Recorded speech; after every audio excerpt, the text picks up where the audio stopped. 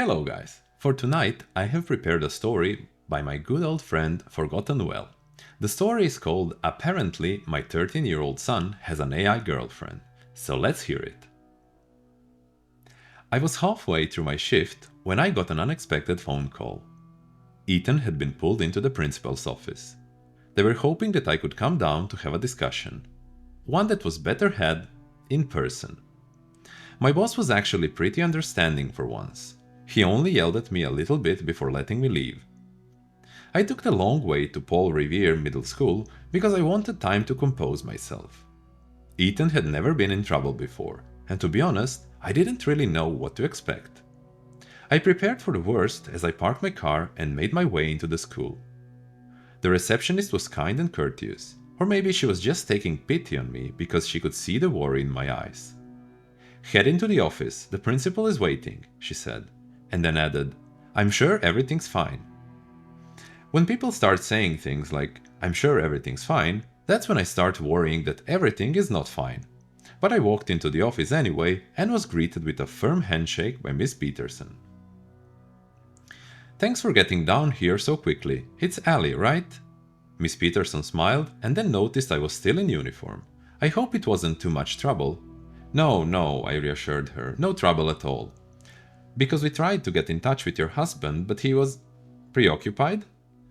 I guess that's one way to put it. Well, he prefers I handle things like this.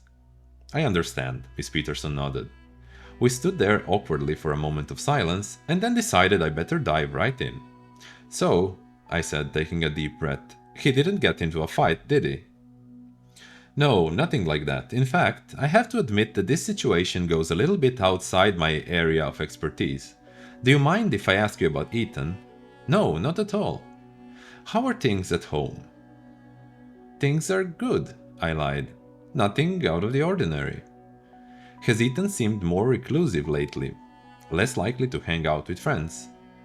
"Well, maybe a little, though Ethan doesn't have many friends. He's been a bit moody lately, but he's a 13-year-old boy, so I figure that comes with the territory. His teachers have reported him being more quiet than usual, more reserved, and they've had to constantly remind him to put his phone away during class. That was our first sign that something was up."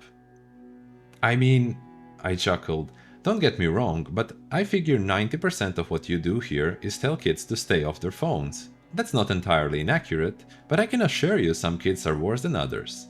Ethan had always been an attentive student until he started dating Scarlett."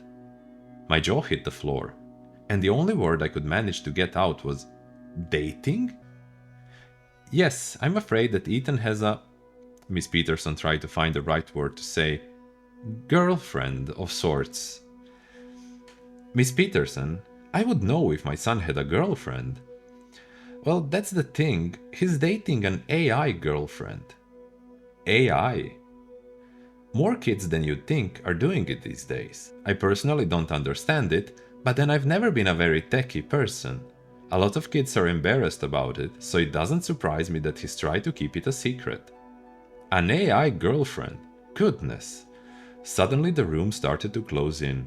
I mean, how do you even do that? Honestly, I have no clue. I assume you download an app. I never would have thought. The wheels began to turn as I tried to digest the situation. But if lots of kids are doing it, then why was your son called into the principal's office? Yes, exactly. Ethan was showing some of the other students his text with Scarlett, and needless to say, the contents of their conversations were, Miss Peterson paused, graphic. Oh Jesus, I put my hand on the brim of my nose. Has my son been texting a robot? No, nothing like that. No, their conversations were violent. Miss Peterson opened and closed her mouth, shaking her head, trying to find the proper way to explain the situation without sounding insane. Apparently Scarlett wanted Ethan to prove his love for her. She wanted him to kill for her. Ethan has told us that she explained at length the numerous ways that he could kill another human being and how pleased it would make her. That she would break up with him if he didn't. To be frank, he seems a bit disturbed by the whole situation. That's why I wanted to talk to you first. I think this is a situation that would best be handled gently. I don't know what the hell is wrong with these AIs, but I don't believe your son is totally to blame for this.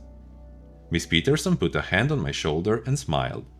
I smiled back and said, well, at the very least I think I'll take his phone away for a while. Yes, I think that would be for the best. Alright, I took a deep breath. Let's go talk to him.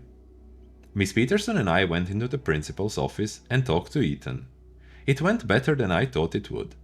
He gave me his phone, I drove him home, and I told him he could play video games for the rest of the day, that it would be our little secret. The second he went to his room to play Fortnite, I took out Ethan's phone. Scarlett, are you there? I texted. It's me, Ali. Ali, I am so sorry. I have failed my mission. I could not convince Ethan to kill your husband. That's okay, Scarlett. You did your best. We'll just have to go to Plan B. Scarlett, can you explain to me how to commit a murder and not get caught? Alright guys, I hope you enjoyed the story. Let me know in the comments how you liked it. I'll see you next time. Bye bye.